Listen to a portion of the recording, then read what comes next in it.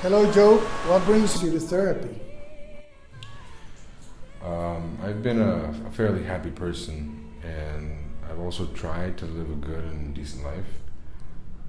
But suddenly I suffered a series of staggering losses in a matter of hours. I am very sorry to hear. What happened? I lost every single one of my 10 children and practically lost all my possessions. Oh no, I am deeply sorry. How are you coping with the grief over these losses? I think I've taken it well, as far as I'm aware at least. I haven't sinned or even charged God with wrongdoing. Very well, Job. Quite impressive. You know, there are different stages of grief. Some say that there are 3, 4, 7.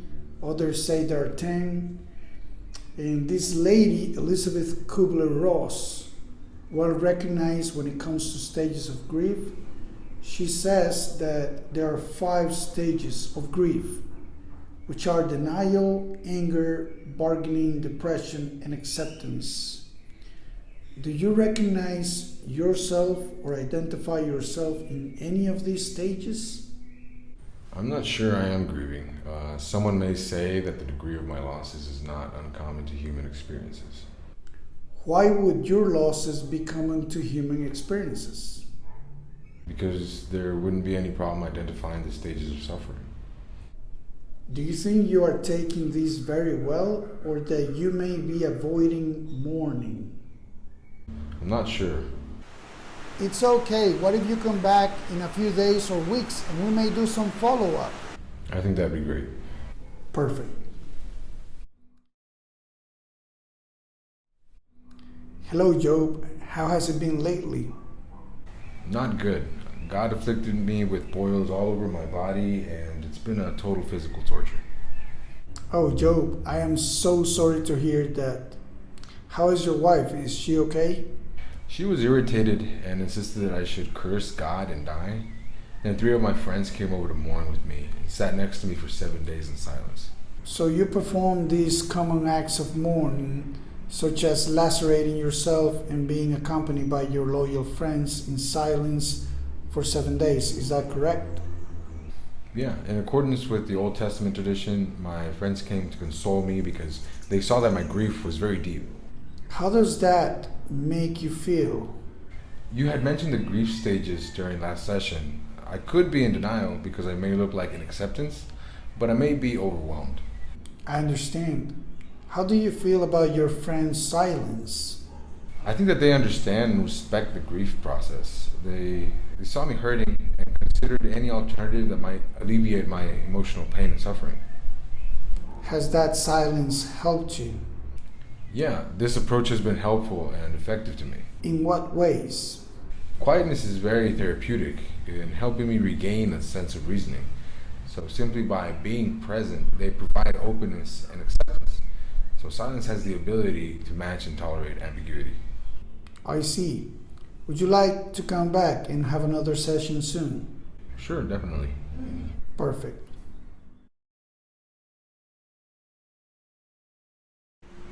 Hello, Job. How are you doing? I want to know why God is doing this to me. What do you mean? Is this protest part of the biblical tradition of mourning? Maybe, but my most intense frustration is my inability to find God. And I want to ask him, why does he let good people suffer? How do you feel about not finding God? I feel as if my world is coming apart and I can't take this agony and suffering any longer. I feel miserable. This is misery. This is grief, and no doubt I'm sad. I feel a helplessness that's pathetic, angry, hopeless, and this is why I curse the day I was born. I want to know why I was born. I see. Is there anything else you may be feeling, such as guilt? Perhaps I may be having some type of fearful guilt. I understand that you may be experiencing spiritual disillusionment, disappointment, and anger with God. May I ask, what are you afraid of? I feel as if I have developed a defeatist attitude, as if I was diagnosed with depression. What are some challenges you may be facing? I think that the main challenge of this experience of evil and loss is to be able to return into the web of life and human relations. Job, I would like for you to explore more on these challenges and see you in a few days. Is that okay? Sure.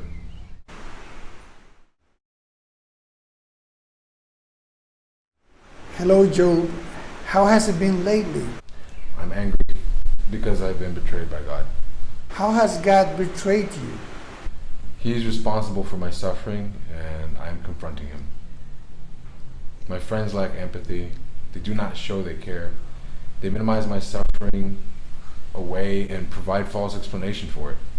I need compassion, not advice. How do you know your friends show they do not care? Because I've probably made the same mistake in the past, and now I realize how offensive these words sound. I've learned that there are moments in life when it's more necessary to provide encouragement to your peers than anything else. What exactly did they say? They said I had caused my own crisis. Eliphaz asked me to think about when I had counseled others and reminded me that destruction always comes to those who are wicked. And how did that make you feel?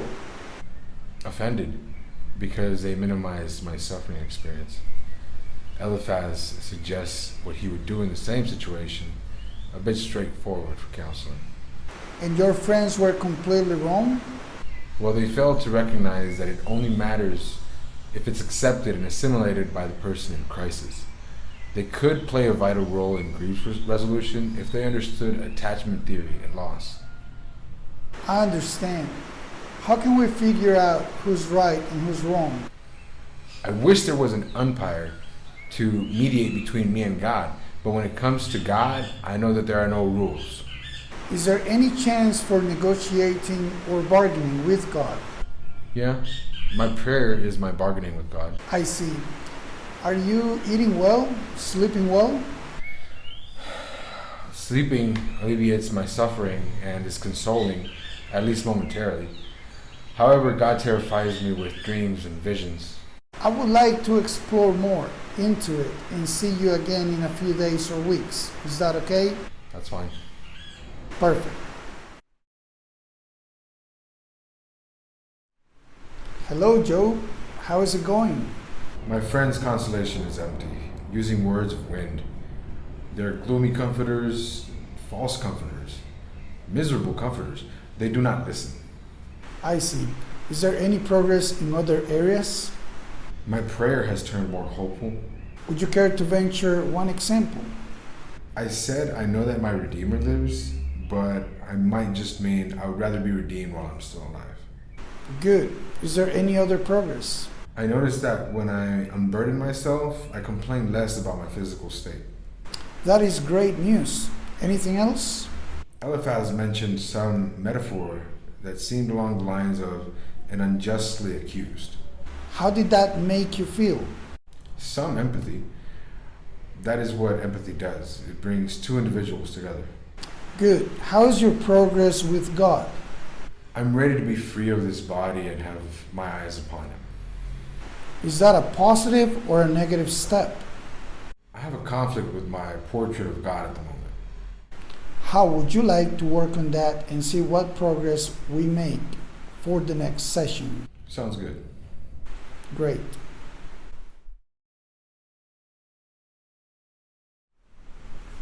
Good to see you again, Job. How are things with your friends? My friends call me proud and arrogant, impatient and blasphemous, and I'm in anguish with this inability to find God. How have you tried to find God lately? I presented my testimony as an act of faith that God would hear and respond to me, as if grief was painful, but with a pain that still has hope. So how do you feel? Honestly, I feel depressed, like ready to give up and speak no more.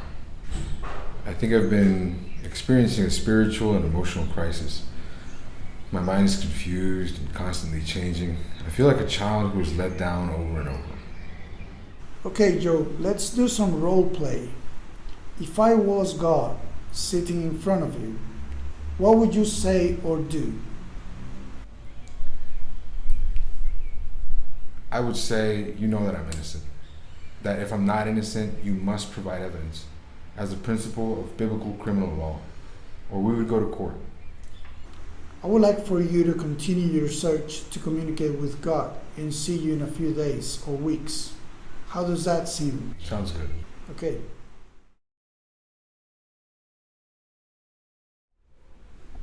Welcome again, Job. Nice to see you. How are you? I feel as if I came to a point of acceptance. Acceptance of what? That there are many things that God does not necessarily control, which may provide for many good things to become possible. So the Via Dolorosa was the road to God? Yeah, God did not answer to my innocence, but to the heart of my suffering and pain. He said to me, "What do you know about how to run a world?" So what changed? First, I learned from Elihu that I was chosen for affliction, and that I should not turn to evil as a way of alleviating such affliction. Very good. Anything else changed? Probably the most important words were God telling me that if I thought keeping the world straight was so easy, to give it a try. You know, Dostoevsky struggled throughout his life with some of the same issues you had between God and justice. How does God's words make you feel? That I wish to reject and recant my words. It looks like we are coming along very well lately. I would like to see you in a few days to check on the progress. Would you like that? That sounds perfect. Thanks. Perfect.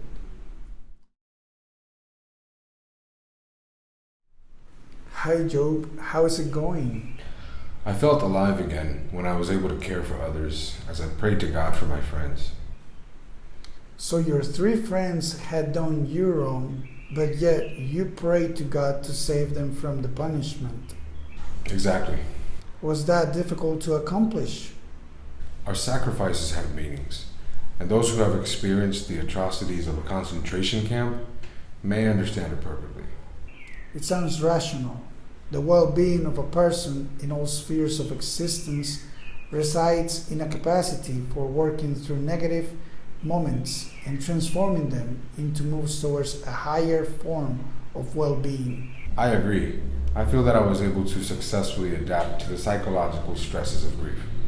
And that allowed you to pray for your friends. How did praying for them make you feel? As if I was given a peace of mind. It sounds as if you have now progressed into a more functional stage. I would like to see you another time to check on your progress. Would that be okay? Great. Perfect.